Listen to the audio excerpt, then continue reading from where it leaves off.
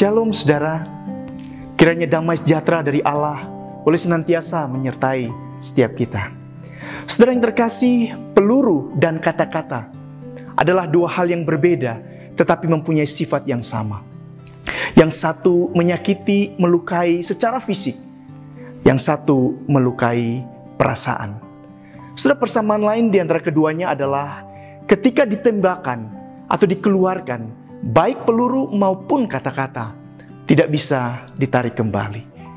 Namun saudara, berbeda dengan peluru yang hanya bisa melukai, menghancurkan apapun yang ada di depannya.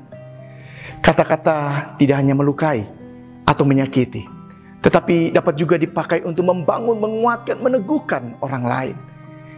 Jadi saudara, kata-kata tidak hanya punya dampak yang menghancurkan, tetapi juga bisa membangun dan memberikan semangat. Kata-kata bisa menggerakkan banyak orang untuk berbuat baik, tetapi kata-kata juga bisa menyakiti hati banyak orang tanpa kita sadari. Sering terkasih, seuntai kata bisa membuat orang marah, benci, dan dendam. Tetapi sebuah kata yang bijak bisa membuat seseorang termotivasi dan memiliki kepercayaan diri. Saudara, firman Tuhan mengingatkan kita di dalam Yakobus pasal 3 ayat yang kelima. Demikian juga lidah, walaupun suatu anggota kecil dari tubuh, namun dapat memegahkan perkara-perkara yang besar. Lihatlah, betapapun kecilnya api, ia dapat membakar hutan yang besar. Saudara yang terkasih, sudah terlalu banyak relasi yang hancur. Terlalu banyak komunitas yang pecah. Sudah terlalu banyak anak yang tumbuh di dalam kemarahan dan kepahitan terhadap orang tuanya. Hanya karena mereka terlalu sering mendengarkan kata-kata yang menghujam, yang menusuk hati dan perasaan mereka.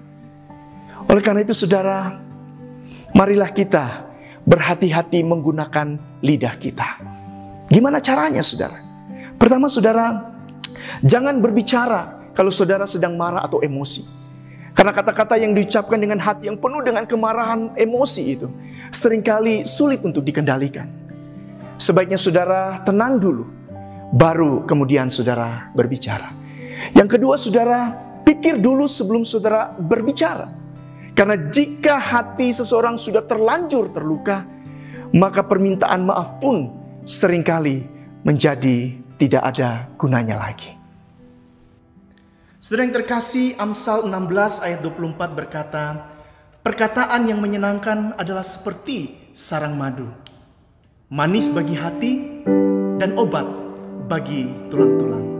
Saudara yang terkasih, inilah yang dikehendaki Allah bagi setiap kita. Daripada menggunakan perkataan kita untuk menghina, untuk mengecam, untuk menggosip, marilah kita memakai perkataan kita dengan lebih positif. Biarlah setiap perkataan kita itu boleh menyembuhkan, memulihkan, dan membangkitkan semangat dari orang-orang yang mendengarkannya. Dan biarlah setiap perkataan yang keluar dari mulut kita boleh meluap dari hati yang penuh kasih.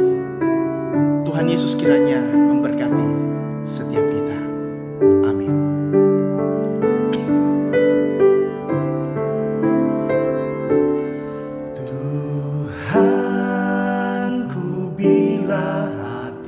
Kawanku terluka oleh tingkah ujarku dan kehendakku jadi panduku. Ampunilah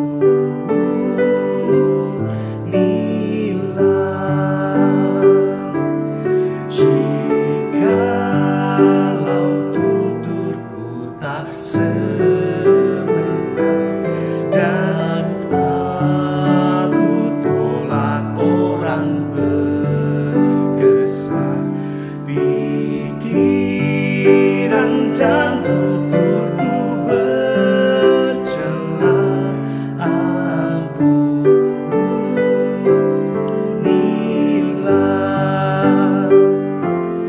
ajarilah kami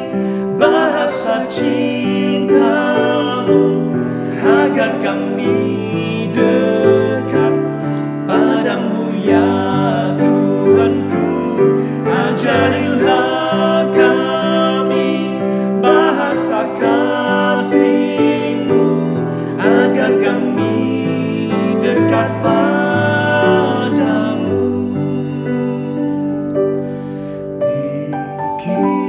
Pikiran dan tuturku